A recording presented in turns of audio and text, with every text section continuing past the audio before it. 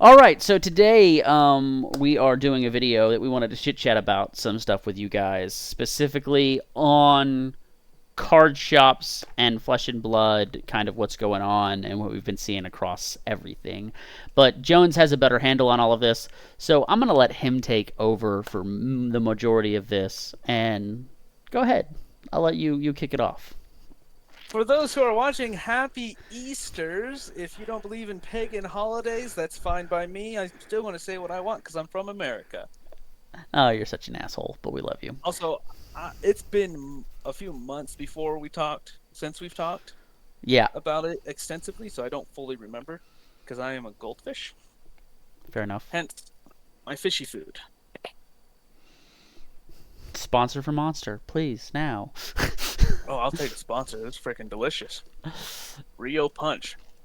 Amazing. Anyways, let's go ahead and dive into what's going on with TCGs across the board and what we've been noticing has been going on. Um, you wanna kick it off with what's kind of been messing with you and card shops across the nation have been doing? Okay, time out real quick. This is mainly because I wasn't paying attention. So if you're listening and watching this is my fault, and Chance can edit it out. Nope. Are we recording or Yes. are we streaming? No, we're technically recording, but I am gonna post it today. Okay, see, now we're clarified. Now I'm excited. I know exactly what we're talking about. So there's a few things that goes wrong with TCG Player, right? You have stores who have a vast quantity of a product that overprice, and thus the sales of said products stay at a somewhat high price when their technical value should be much lower because they're not actually selling until they hit that low stage. Mm-hmm. With that being said, I can share my screen real quick. Are you recording me too or just you? Just me. Just you. So Okay. I'll just pull it up for you then. Go here and share my screen with you. This one. okay, I can. Question is, did that mess you up? Yeah, but I can easily fix it and just go ahead and boom, they can see most of it now. Okay, there we go. So, this is the product we're going to be talking about today. The Round Table, a Tolarian Community College and Legend Studios deck set. Oh, we're talking about this? I didn't realize we were going all the way into it today. Continue. I'm so excited. Because there's a few things on this page I want to start off. So, there are cold foil weapons, there's playmats, right? Playmats are about up to 15 to 20 bucks. Makes sense. That's about half the price of this thing. Most starter decks are about 10. So yeah. So there's 40 bucks right there. 40 plus 20, that should be 60 bucks. MSRP is sitting at $69.90. It also comes with a really nice box storage. Now, I'll say this, that you can store cards in and other cards in. So it's about right. I'd say it's a fair price. Set to hit TCG Player back in September, sitting at $75 when it came out, and drastically dropped all the way down to 51 and is now sitting close to a $50 mark. Mm-hmm. Right? Now, here's some listed medium, $56, market price $50. Right? $50 sounds good for a product that's not moving, because some people don't care for the professor. Some people don't know who he is. Right. Unfortunately, he is not a Flesh and Blood player until recently. Excuse me. And even then, he still is not a Flesh and Blood channel. Let's be clear about that. Yes. So now we got a few prices in the past couple days. They sold about 4 of them online, all under the $50 mark. Correct. This is really important. Keep an eye on that. Here's a couple of the stores that are selling them. They got 4, 6, 3, 5, 1 copies. Let me go back here. Is that $146 I saw? Ooh, I'm going to get right into that. You got 32 copies at lower than $50. That's pretty nice. 1, 6 copies, 8, 2 copies, 11 copies. Not a lot. 23 being the second highest. And then eight, back to- 8 or 11 and 8 after that. So Yeah. So 22 being the second highest, and this one sitting here at 34 of them in their store. So will we call that 25% of the supply? Yeah, sitting at 145 almost. It's going to be about 160 with shipping. That's ridiculous. That's They control outrageous. almost half, about half. I'd call it a quarter, because that other guy had quite a bit. I'd say at least a quarter. 11, 33, yeah, okay. Quarter of the market, yeah. Quarter, a third. Either way. Okay. This seems fine, right? $50, reasonable. All the people with the lower prices are going to get sold. Right. You got 55, and then drops to 60 and 70s. Those kind of make sense. People still want to get straight money for it, right? Right. That's reasonable. Other people just trying to get rid of them. I don't agree with this. No. Yeah, I that's... currently am investigating full moon games, yeah. which might be a different topic. Okay. Now we see that. Doesn't seem wrong. Doesn't seem bad at all. Let me show you one other thing. See if it'll... I gotta share a different thing real quick. Okay. Because I gotta choose different tabs. Alright, here is a very important letter that... You were good? Yep. This is a very important letter that all the LGSs get if they go on TCG Player and try to sell product for less than the map right here. So, 1 second. Just hold on so I can do this real fast. So just so everybody can see, let me go over here. That is a Flesh and Blood sent out letter. It comes straight from an email that I got from a game store. And it is specifically for the Roundtable TCG box set is what they're mailing this game store for. The game store set their price at $50. Not the lowest that are all being sold right now. Right. And not nearly the highest. And this is a first warning for a what they call minimum advertised price. So currently, TCG Player is the secondary market. Mm-hmm. Flesh and Blood already made their money selling them to distributors and to game stores. It's gone. It's out of their hands. This letter is telling me that they're trying to control the secondary market for their product. So the only thing I have to say, because I'm going to play devil's advocate here, is it's not even been a full year, so they want it to stay at MSRP for a full year. But this is what I would call a specialty product, not a typical product, which I would say a 6-month window for keeping that product in its normal price would be about right. A specialty product like this, in the sense of this is a specialty product, being that it is a Tolarian community college product. I'm not going to call it a Flesh and Blood product. This is a Tolarian community college product, which brings a whole other can of worms that I'm going to get to in a minute if you guys want to stick around for that we are going to dive into. Means that this technically has a little bit of a less time before you're going to see a fall off on prices, or in essence a rise in prices depending on how popular it is. Personally, Tolarian Community College, and I'm going to say this, and I don't really say this very often, is not a fucking Flesh and Blood channel. He is a, hey, we like you, we wanted you to be a part of our community, but he is not nearly as popular in the Flesh and Blood community as he is in the Magic the Gathering. As a matter of fact, he is nothing but a drop in the bucket when it comes to Flesh and Blood content compared to what his Magic content is. It is literally pennies on thousands of dollars when it comes to Flesh and Blood content over Magic content. Would you agree? Yeah, I agree. Yeah. I think there's plenty of other YouTube channels that deserved the collaboration he did. So, real quick, since we're on to that. So, this is the letter. The biggest thing that I can think of is I feel like this product in general was given to Larry Community College as kind of he got the middle finger from Magic when they made the professor card and they didn't give it to him. And so Flesh and Blood reached out and said, we'd love you to be a part of our community. Don't have a problem with that. Matter of fact, I was very happy that they did that.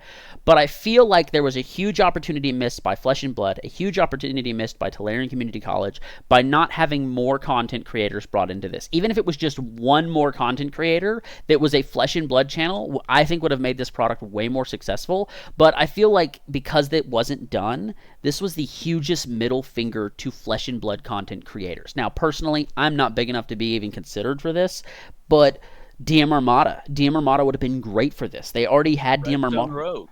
Yeah, I'm not a big fan of Red Zone Rogue, but he is great for Flesh and Blood content channel. You're not wrong. It is a good thing that he could have been a part of. You have other channels that are way bigger and purely, mainly based around Flesh and Blood, and I feel like they got the middle finger out of this whole debacle. Yeah, I want to get back to this. Yeah, go for it. I had to get that out though because it was. Yeah. It's all crazy. So, we noticed that your store has been advertising the product for less than the map, right? Right. Which means they have people that are consistently watching, and they probably have game stores in cahoots to try to keep the price up as well. Okay.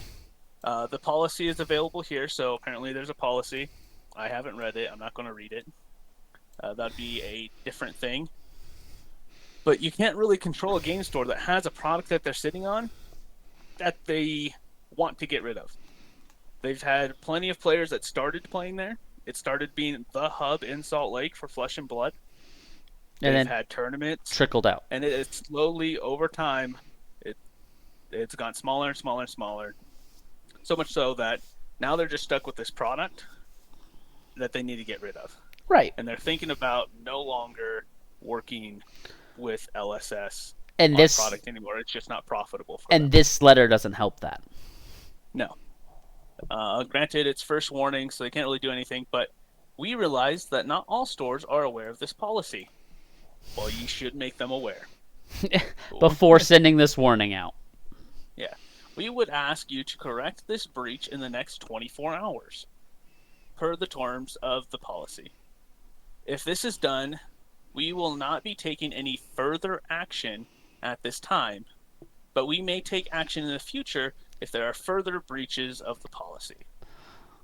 So you want to know what really irks me about this? Go for it. Okay, so I'm going to dive into a whole shabacle here, not just...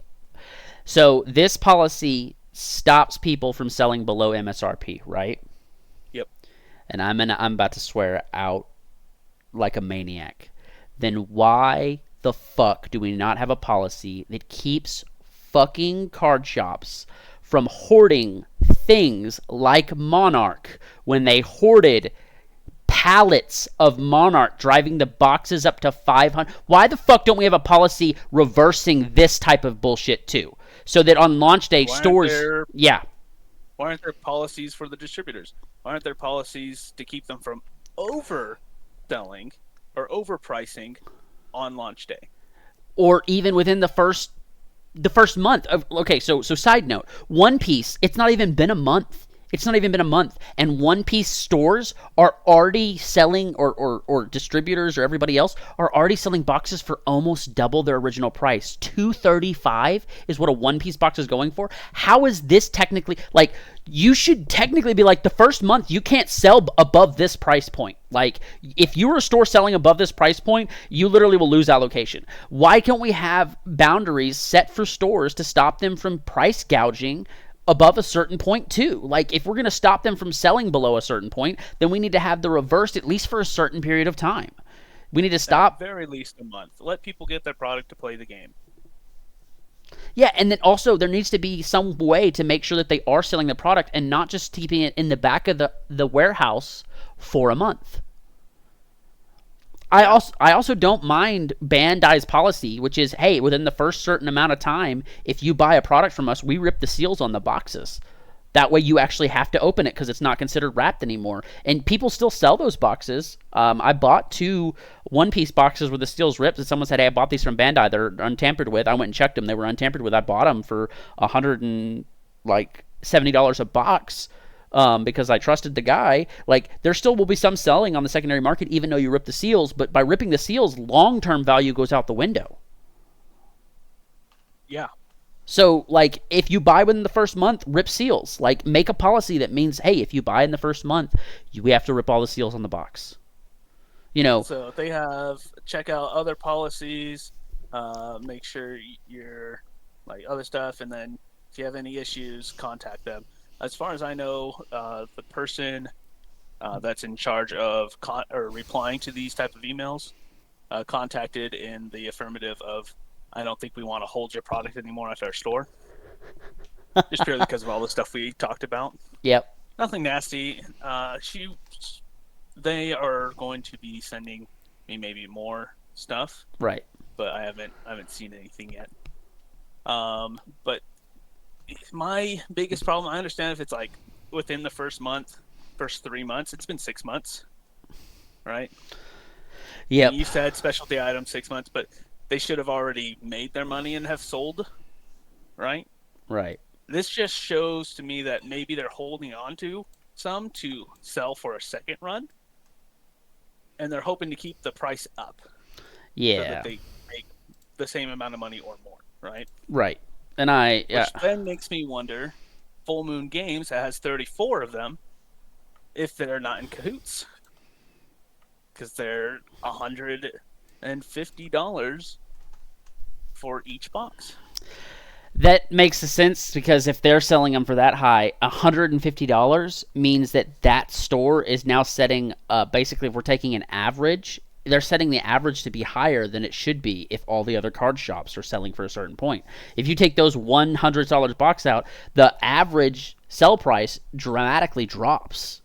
It drops down to probably about $50, wouldn't you say? $52 or something like that. Yeah, 1 second. There we go. Yeah, cool. I'll fix this on my end. But yeah, anyways, It's kind of insane. It's really messed up.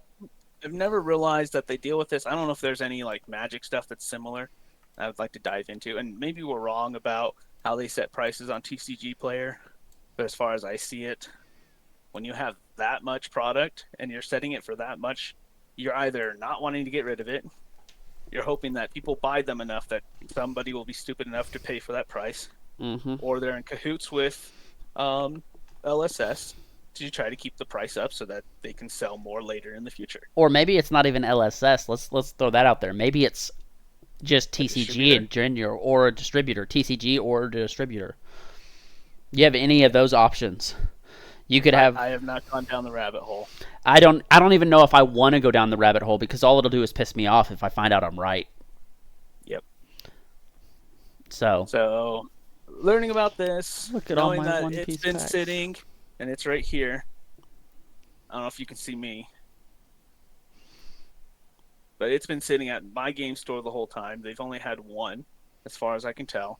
Nobody picked it up, and I got it for $50 at the game store because they needed to get rid of it. They obviously couldn't post it on TCG Player because nobody's going to buy it for And this warning that they got. yeah, that's When- just outrageously absurd.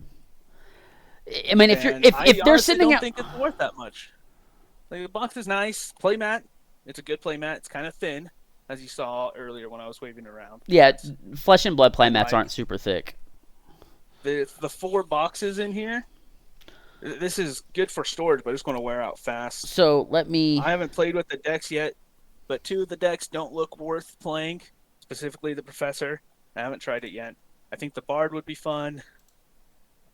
I really think they could have thought a little bit better. Let me do something real quick. Keep talking. TCG. I'm gonna search something real fast. It just doesn't seem like Flesh and Blood thinks about their products hard enough. Just when it comes to card creations that we've talked about before, Yeah, and then this just bit the bad taste in my mouth.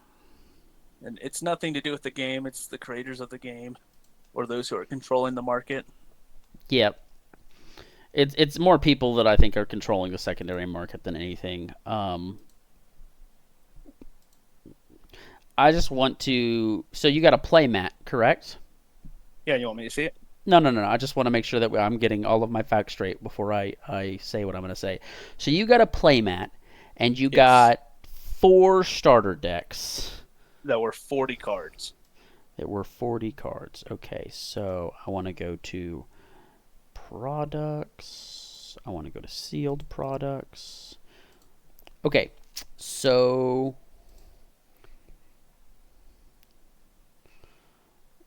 I just want a single starter deck. Okay, give me a second. This is going to take me a second because it's being weird. No worries. All right, so sealed product. Wow, it's not even out yet, and people are trying to pre-sell it.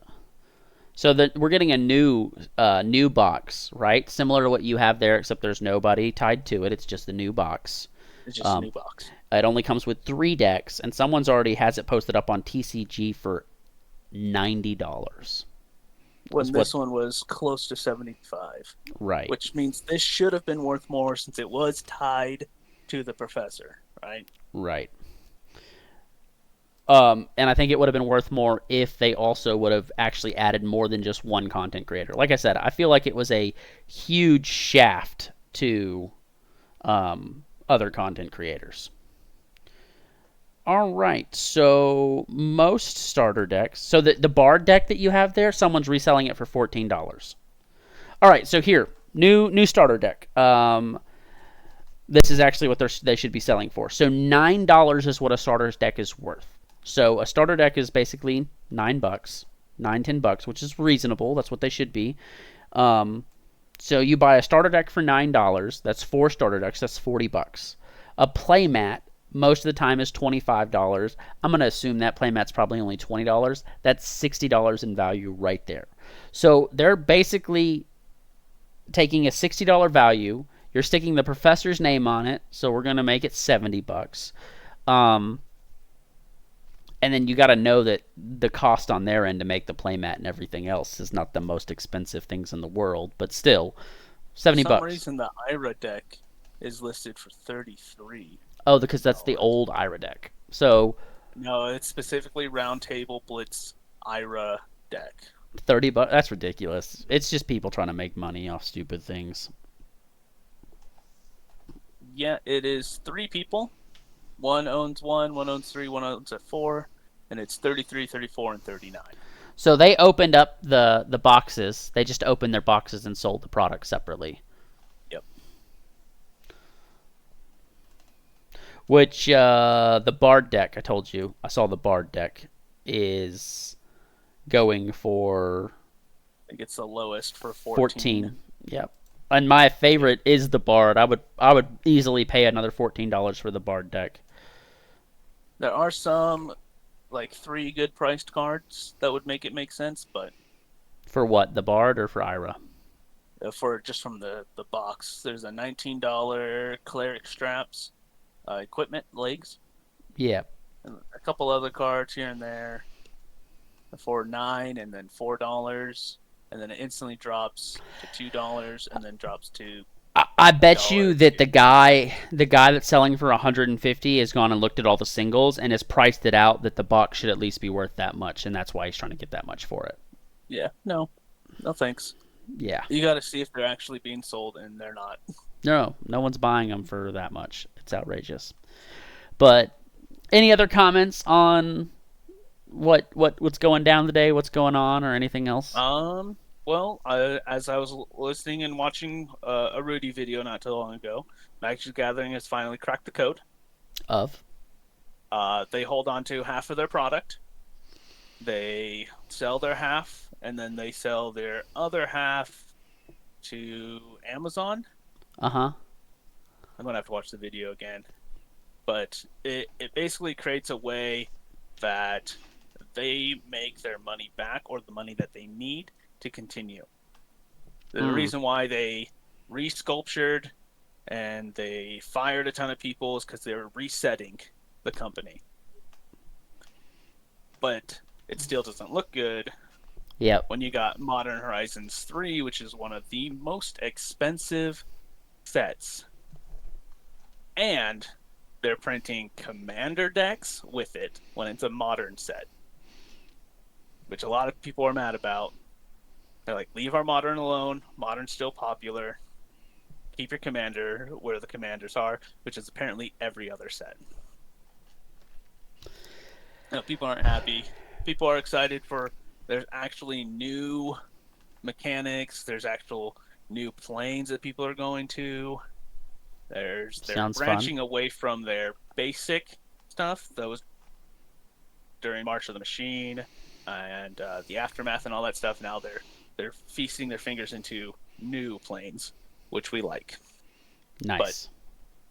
Magic is making a slow comeback, but we're never going to forget or forgive them for Magic 30, where they literally printed out proxies for all of us You know, and tried to sell them at a high price. so real fast. I know we haven't really mentioned this because I wasn't really big into the YouTube stuff and trying to get videos for this.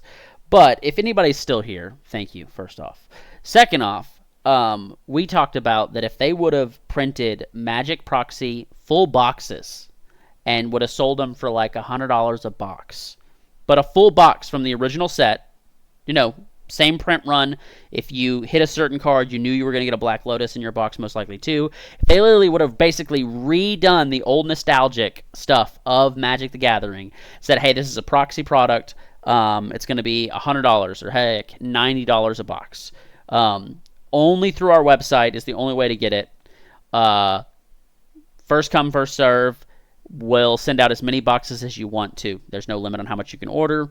Yes, it is proxies, but we want to have people that were around during 1993 and who came into the game to be able to relive that experience. So we're making this specific Magic 30 product. We don't expect to sell a whole lot, but we have prepped up a lot of product just in case it does sell really well. Hope you guys enjoy. Booster box is going to be $190 a box after taxes, yada, yada, yada. If they would have done that, and I told you too, and you agreed with me, if they would have done it that way, where you bought a whole booster box, and you could buy booster box or, half a booster box or whatever else, or just a couple packs, they would have sold wildfire amounts of product. Because people would have bought it to be able to open that experience of basically the first print run of Magic product. We wouldn't have cared that it was proxies. It still would have been an amazing experience to be able to sit down, and me and Jones would have bought 1 or 2 boxes to draft with people just to have fun. Like, absolutely, it would have just been a fun draft experience to be like, this is what they experienced back in 1993 with the old artworks and everything else. It would have just been a blast. Even Jones said, he goes, I would have bought a box or 2, even if it was still proxies, if it would have been a true box, a 32-pack booster box. Even keep the box the original type old style box, make a little bit modern things so everyone doesn't get it confused or try to rebrand it or sell it for something else, would have been amazing. Yeah, you just say that they're not legal in official tournaments. You shouldn't be playing with your other people. They're only legal during draft, right? Mm-hmm. That all the prices of the original cards stay up. There's no problems. Right. If they want to proxy them into their decks and they want to rule 0, cool. But just given the chance to experience what it would have been like to draft that old set, people would have been buying boxes off the shelves. In droves. Even old timers. Yeah. Old timers be like, man, this feels just like when I first opened that first pack when I was a kid. Rudy would have bought a pallet and stored it. I guarantee you he would have bought a pallet and stored it. Only meant for draft. Put like a little symbol on the bottom that normally wouldn't be there, but it's like, hey, can't be played anywhere else. No, you don't even get set numbers on the bottom of the cards, because everyone should know the set numbers of those cards. No set numbers. There's a special gold star on the bottom set of the card where all the set number would be, and so everyone knows that those cards are literally pure proxies. They're not playable in most other events, and certain events would allow them because they were technically real cards. You keep them real Magic cards, you keep it a real Magic feel, you don't do a specialty back, you keep it a pure Magic card. So it's still legitimate in some ways, but it's not legitimate in a tournament form. Most of us, hell, I would have fucking bought a box just to try to get a Black Lotus. Like, just I don't... the feeling. Just the feeling of being like, I got a Black... I know it's fake, but I got a Black Lotus! Like... Come on. Like, I can understand those cards going up for $50. And I don't think anybody should spend more than $50 for those type of cards if it did come to a market where they sold them online. But could you Well, imagine being able to, like, me and you crack one or two of those boxes together and pull, a full Power 9 set or something between the two boxes that we pulled, or even just a couple of the Power 9? Yeah, granted they're not you know how real. many streams they could do? Be like, Yeah. hey, we're streaming today, basically alpha beta. These are all we bought like a few hundred boxes or 20 boxes so we can do a few draft events with you guys. Each of us are being recorded, and there's 4 of us, or whatever. Right. Dude, you would And have. here we go. Let's go. Let's do this. Let's get in. And then it would be like Matt's point of view or so and so's point of view. You can stream it on Twitch where the 8 of you are each streaming individually. Be like, oh man, look what was in this pack. I think I'm going to take this and pass it off. And then Pass it on to the next. you got to admit that if assuming that we are correct and that would have been an amazing product and it sold that well, for the 35th edition, you could have picked a different set and done the same thing. You know what I mean? Yeah. I mean, Whatever the next set that was fun to draft. They have plenty of old people that they can reach out to that's been playing since the beginning. Yeah, hey guys, what was the next best set past the original? And they can be like, oh, it was, Ice Age or whatever. And so just, hey guys, we're going to do a rerun of Ice Age. I don't know how great Ice Age was, but I know about a couple packs of it because we wanted to open it for funsies. But like Ice Age would have been, like, some of those sets would be so much fun, and as time goes on, you could go, okay, well, we did Ice Age, we've done this, let's go back in between both of those and pick another set that was kind of in the third. Every 5 years or whatever, you put out a what's it called? When they ask you a bunch of questions. A survey. A survey. Yeah. And then you put it on like the official TCG player. You put it on like the Wizards of the Coast website and stuff. Like, hey, take this survey real quick. We're going to be printing in the next 5 years a new set for people to draft. Post how long you've been playing, when did you start, and what was your favorite thing to draft. Right. And then they go, cool, these are proxies. These are only draftable. Have fun. And of course you're going to choose the older sets. You're going to hopefully go you make it available in draft, so if someone wants to buy a random one of those packs and throw it into their draft pack, you make it legal so that any of those packs can be thrown into a draft event for funsies. And some things won't be as good as others, but certain sets that are more like generic could go in almost any draft. Like the original set could go in almost any draft. Like we're drafting Modern Horizons. Well, I want to buy one of those packs to throw in the draft too. Well, you do a 60-year anniversary, where boxes it'd be printed 1 through 10, 10 through 20, 20 through 30, and in those years it's a random chaos draft, and the packs could have cards from any of those sets within the first 10 years, second 10 years, third 10 years, or whatever. That would be a ridiculous draft event. Yeah. You're getting vampires with Ice Age stuff or whatever else. Just like, how the hell is this all supposed to work together? Go for it. Called the Chaos Draft. That would be really cool. Just the first, I mean, even if they did that at 35 anniversaries, basically made a booster box of the first 10 sets. They just printed printed sheets, everything got cut, randomly thrown in. So you still had your random 8 pulls, but yeah, it's just proxies. That would be a crazy set, just called Chaos. You would have a legacy Chaos draft, which means from a certain point down to beta alpha, and then you do a modern Chaos draft, which is from that last point on to the more modern stuff. And you go, hey, here you go. You want to feel old school? And it's Chaos draft, it's any pack or any cards from those sets, and they could be terrible, they could be good. I think there is a good community out there. They would do it. That likes drafting, but guess what they did? They got rid of the draft boxes, which is one of their cheapest products, and they made plate boosters, which makes it so much more expensive. Now, let me finish. And now they still want, here's the other thing, Thunder Junction. For the store to get proper allocation for Modern Horizons 3 Commander decks, the store has to run multiple Thunder Junction draft tournaments. Did you say draft? They have to draft play boosters, which are more expensive than drafting. And for the store to get their allocation, they need to make those events happen. That's bullshit. You know how many people at my game store draft? There used to be a good handful. And now there's not, because there's no more draft packs. Yeah, exactly. So you're not getting your full allocation anymore because you're not firing events, because nobody wants to pay top dollar for a product that they don't really want. Now, the store could try to incentivize people so they can get that allocation where they're barely making past MSRP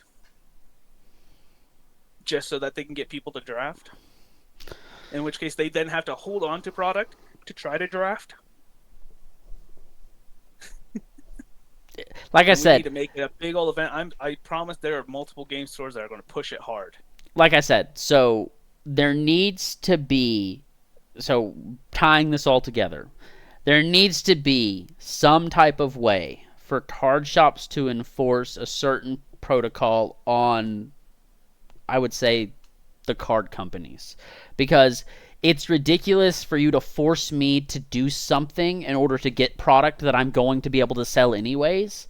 Like, if I need that much product, but because I'm not being able to fire my events because nobody wants to do something because you screwed up as a company, it's harming me as a company, which means technically I should be able to take recourse action against you, which most companies can. If you working in electricity, I used to work as plumbing. If we screwed up as our jobs, or the PVC was not up to quality and it made us take a hit, we could back down the line and take it to the PVC company and say, hey, you screwed up. You did all of this. This is on you because your stuff wasn't up to specs. We bought it from you, assuming. If another company ruined your stuff, you can then back charge them. Right. So there needs to be a way for stores to be able to back charge the other stores for getting the shaft. But there's not. And that's the problem when it comes to cards, is they're like, well, this is a hobby. Even amongst hobbyists, if I am a hobbyist or a painter, let's say, and I paint as hobby, but I still make money off of it, but I buy a paint and the dye color is wrong, I can still back charge you to get the correct thing. Like, but in cards, it doesn't work that way. It's like, you know what? We are so used to being trampled on as a card community that we're just going to keep getting our asses handed to us and then say, yes, can we have some more? And that's one of the few things. Just the other day, one of the people that I thought would never proxy cards said, screw it, I'm going to start proxying now.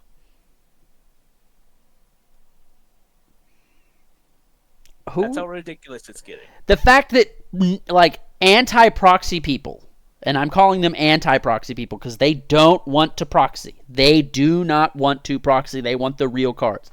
Are now starting to go, screw it. If you're going to treat me like this, I'm going to proxy. Yeah. Here's all my proxies. Only because I started putting real cards in my deck because I still like real cards. So I'm not throwing these away. These are for future decks. So let's talk about this real fast. Something that is not going to be proxyable versus something that will be proxyable. I'm going to relate this to One Piece. One Piece will not be proxyable for two reasons. One, the cards that are being printed, it verges more on a Pokemon aspect than a play aspect, but there's still a very heavy play aspect that it's almost a birth child of Pokemon and Magic when it comes to play versus collecting, because my brother wants to play One Piece, doesn't have the time, but the amount of cards that we've collected are insane. Like, we're collecting, and I dropped a picture on, if you guys want to go and check, if you're still here, thank you for being here, but if you guys want to go check out our community board. I dropped a picture of part of our collection, not finished yet, this is part of our collection, of what we've collected that we want. Now, we're not collecting everything, we're only collecting what we want, which also verges on Pokemon people, because there are some Pokemon people that only collect EVs, there are some Pokemon people that collect everything, and there's some Pokemon people that only collect the starters. So, when you look at it that way, you literally are having a One Piece instance of people are wanting to play like hardcore because it's One Piece and it's just what it is. But then you're also turning around and you're having people that are like me and my brother that are like, we're just going to collect what we want. And when you start having that type of instance, the card values are going to stay where they're at. And they're not going to reprint some cards because if I want an alternate artwork from the original set of Romance Dawn, the only way to get it is to open Romance Dawn. They're not going to reprint it. If they do reprint that card, it's not going to be in the artwork of the original Romance Dawn. So it's But like... still, if you want it, it's not going to be it. Right, and they are going to reprint most of the big hits from all of the original 3 sets because they know they were all short printed to a certain degree, but they're going to redo all the artworks. They're going to all have the same ability, but they're going to redo all the artworks, and it's going to be called like they're going to have a specific name for the set, but it's basically a reprint of all the cards that they need more of for people to have in their decks. But what are they going to do? They're going to change the artworks. So what happens if I want the... Why do they change the artwork? To keep Does it have to do with the fact that every time that there was a flashback in One Piece, it was a different artwork? No, they're reprinting the artworks and changing them to, one, also not affect some of the values of the original cards. I wouldn't say they technically notice... I wouldn't say that they acknowledge that there's a secondary market, but they acknowledge that there's a secondary market. But also, I think it verges onto what you're saying. They want a different artwork for the card. They don't want to reprint something that's already been printed.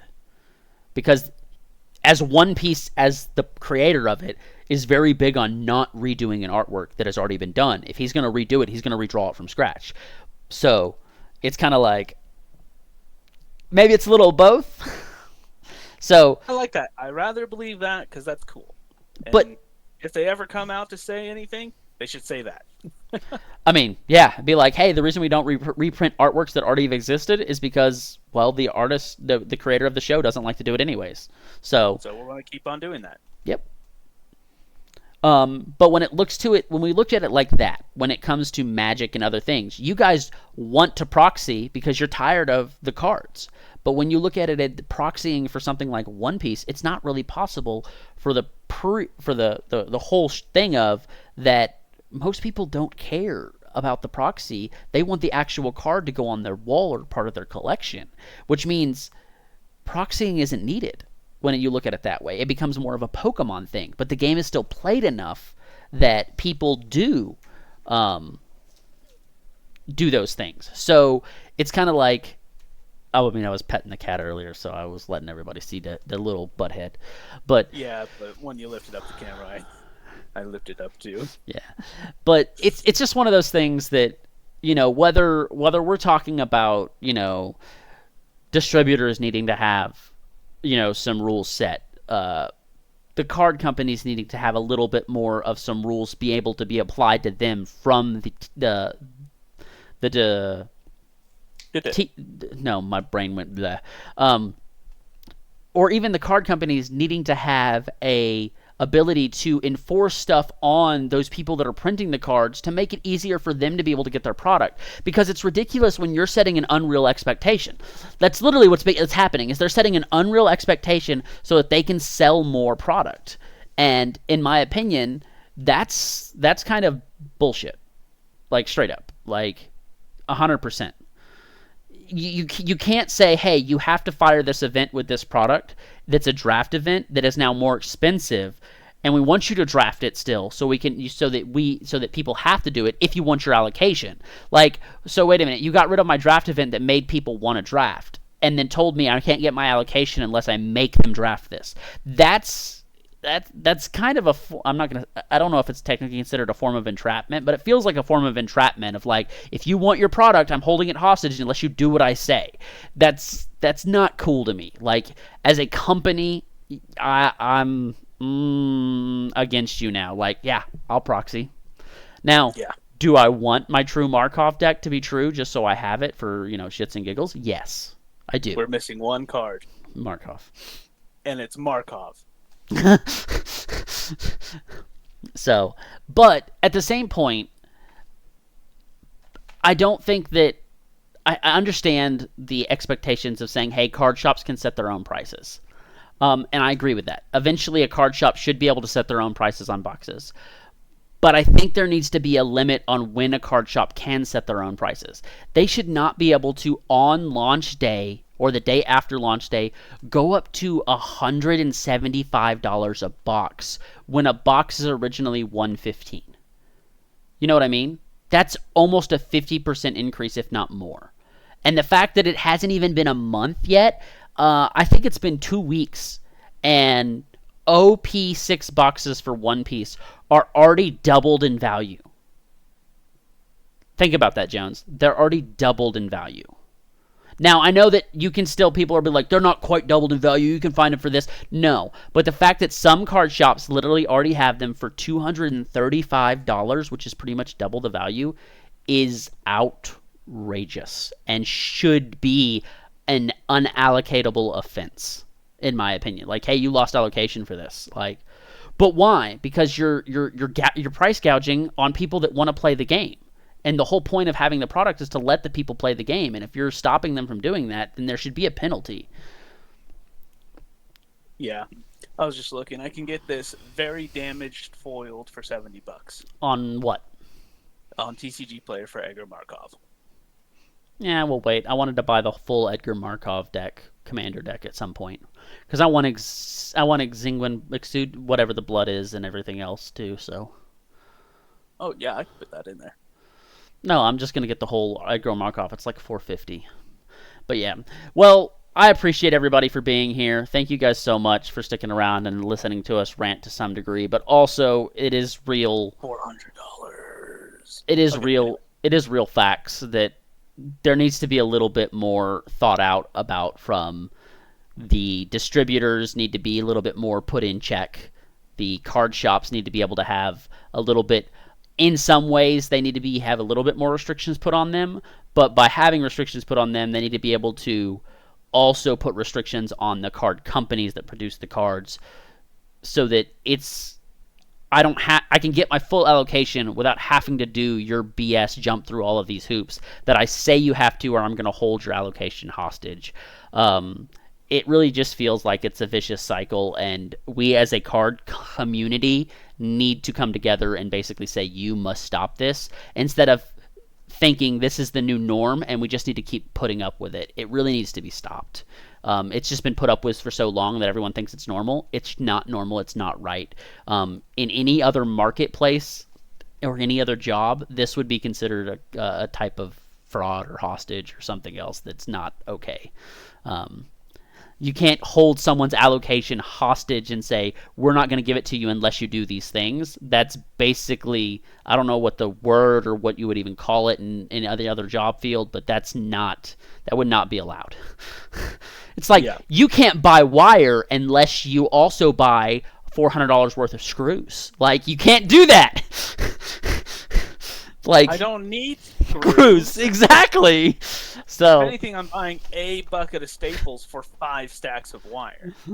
Right, and that's why I said it's one of those things that as a community we need to understand and come together as a point of interest to say, this isn't okay, this needs to be stopped. And the problem is, unless we come together as a community, this is going to be allowed. And the problem is we're not coming together as a community on most things. And that's a big no-no to me. And that's one reason we made this channel, is because the community needs to change as a whole. One last for the note. better. It just feels like these games are experimenting with its players and community.